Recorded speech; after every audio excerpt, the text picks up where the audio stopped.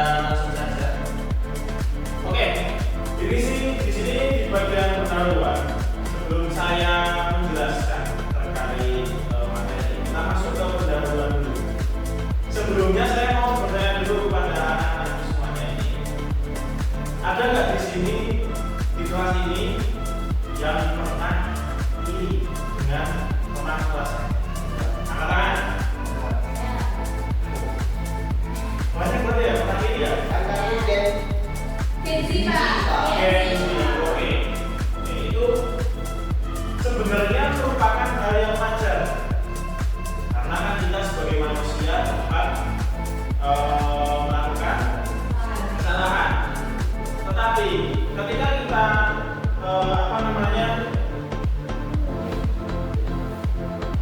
terlalu berlebihan, terlalu memiliki atau memendam rasa iri dengan temannya, itu akan menjadi penyakit hati yang bisa menyebabkan dosa yang sangat besar. Nah, maka dari itu Bapak di sini akan menjelaskan dua penyakit hati. Pertama ada iri atau hasad, kemudian yang selanjutnya ada sifat ujub. Nah, di sini dari anak-anak semuanya tadi dari situ belum sama yang bahas Pak terkait apa itu hasad dan ujub. Ya, oke.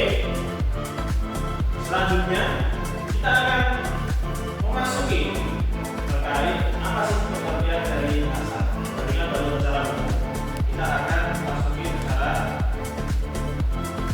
pengertian.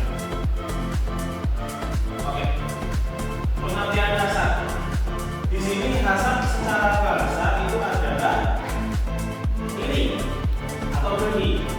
Kemudian secara istilah ini merupakan sikap tidak senang terhadap kenikmatan yang dimiliki oleh orang lain. Kemudian kita mengharapkan sifat itu menghilang dari dalam diri orang lain. Contohnya, ketika anak semuanya setelah melakukan ujian akhir, nah, seperti contohnya Mbak Caca ini ranking 1.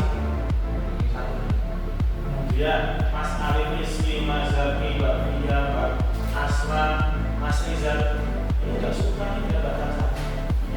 Berharap kenikmatannya itu hilang dari dalam diri Mbak Caca. Nah, itu merupakan sifat dari hasad. Dan ini merupakan sifat yang berbahaya jika kita miliki. Dan ketika kita miliki di dalam satu kelas ini bisa merusak hubungan pertemanan dari anak-anak sekalian. Jadi begitu. Oke. Kita lanjut ke dari teman hasad. Ini ada beberapa contoh dari anak-anak semuanya. Ada dari Muhammad Al-Falah, Anissa, dari Nabi Sallallahu Alaihi Wasallam. Nah, itu yang dari apa pilihan? Dari dia itu pemirsa dikasih dari cara orang yang dari hadis ada jawab kita hasad karena hasad memakan kebaikan sebagaimana api membakar berbagai macam dari sebenarnya ada banyak sekali dari kerja anak-anak dari situ di perusahaan. Jadi sudah menjadi landasan untuk materi kita pada kelas ini. Nah, ini ciri-cirinya orang yang hasad ya, ada tidak senang pada orang lain, kemudian senang jika orang lain mengalami kesulitan, ditambah lagi sulit untuk mengatasi. Oke, pengertian ujub. Ujub itu adalah secara istilah kagumnya yang berlebihan terhadap diri sendiri atau bisa dikatakan dengan membanggakan diri, takabur, sombong. Dari hadis Nabi kita ambil 3 perkara yang berdasarkan kikir yang ditaati, hawa nafsu yang diikuti, kemudian dari seorang yang takut terhadap dirinya sendiri. orang yang ujub merasa paling benar dan paling hebat, suka dipuji dan ingin diakui dan meremehkan. Oke, kita balik ke contoh tadi ya, anak-anak sekalian. Jika bakat tarik satu tapi teman-teman mengharapkan 10 nikmatnya juga dan lain sebagainya, di sisi lain bakat juga banget. Oh iya, Pak, aku hebat, aku paling hebat di kelas ini. Anak-anak bakat kan pasti merasa aku belajar lama banget, tapi kok tidak mendapatkan isi dan bakat malah ujub atau sombong terhadap prestasi yang dia miliki dan merasa paling hebat. Dan ini merupakan perkara yang tidak baik, karena ini merupakan penyakit hati yang paling dalam. Dua penyakit dari ini, anak-anak semuanya harus menghindari sifat dari hasad dan dari sifat ujub. Karena ketika anak-anak semuanya memiliki itu di dalam kelas, nantinya akan menyebabkan pertemanan di antara anak-anak itu semuanya tidak terjaga. Jadi sebisa mungkin perilaku hasad dan ujub ini dihindari sebisa mungkin. Jadi Bapak menganjurkan untuk anak-anak semuanya ini jangan sampai memiliki sifat itu. Mungkin dari materinya ada yang mau ditanyakan? Yang mau ditanyakan? Dari Mbak Tata, Mas Zaki, Mbak Fia, Mas Alif, Mas siapa namanya? Riza, Mas, ada yang mau ditanyakan terkait materinya? Kalau kita punya Pak, Ya. kalau kita ketemu orang yang meremehkan orang lain, baiknya diapain? Oke. Ketika kita mendapati orang yang meremehkan orang lain, lebih baik kita untuk menasehatinya secara empat mata. Jadi kita tidak boleh menegurnya di ruang umum, karena itu bisa menyebabkan suasana semakin keruh. Karena bisa mungkin ketika kita mendapati orang yang seperti ini, jangan sampai kita terbawa arus. Kita ikut-ikutan ujub, kita ikut-ikutan hasad. Tidak boleh. Alangkah baiknya kita nasihati orang secara empat mata. Maksudnya jelas? Coba. Ansari. Oke, ada yang mau ditanyakan lagi?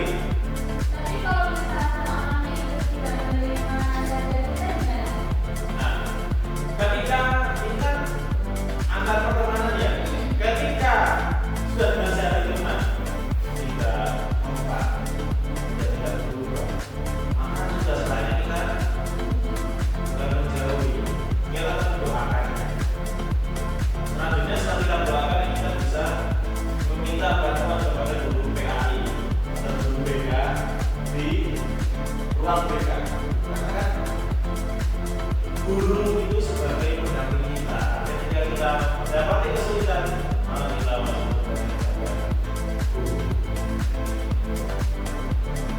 Oke, mungkin terkait pembahasan selanjutnya kita akan membahas terkait dampak lain nanti. Diharapkan teman-teman bukan hanya sekedar memahami informasi ini, materi ini, tapi bisa mempraktikkan di kehidupan sehari-hari. Oke, mungkin dari saya materinya seperti ini dulu. Untuk selanjutnya akan dilanjutkan oleh Bapak.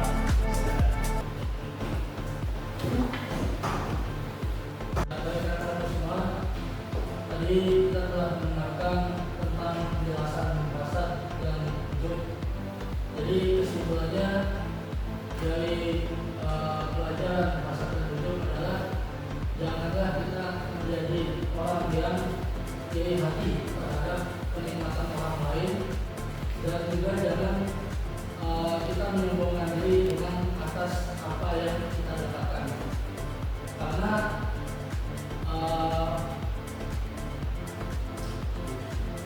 ujub itu hanya sebagai apa, untuk menyombongkan diri agar kita ini terlihat oleh semua orang, dan kalaupun hasad berarti kita mempunyai dendam kepada seseorang, baik itu dengan kenikmatannya maupun kebahagiaannya. baik anak-anak semua.